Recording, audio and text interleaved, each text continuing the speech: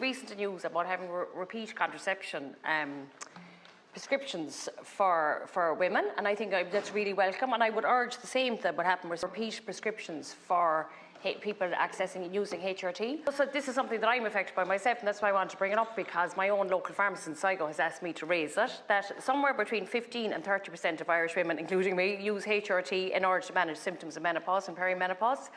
And so many like me have really welcomed that the free scheme that the Minister for Health has brought in, and she has to be commended on that, the very proactive nature that she's taken in that.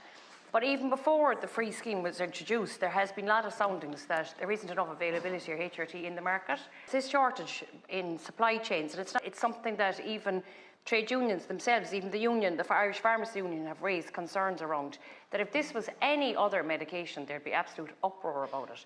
But our attitude, I suppose, to female reproductive health isn't what it should be. I know the symptoms, particularly in weather like this, I know the symptoms, that how much HRT is important, and it should be prioritised as an area of medical and healthcare. We wish we could bring up and maybe have a conversation around women's health here in the Seanad, specifically around that, and especially when there is positive moves, and the Minister has to be commended on that.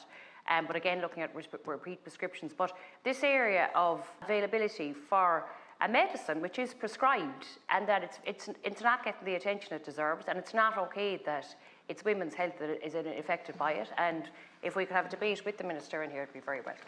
There's no point having a free scheme if it's not available, and the low shortage or the low supply chain of it.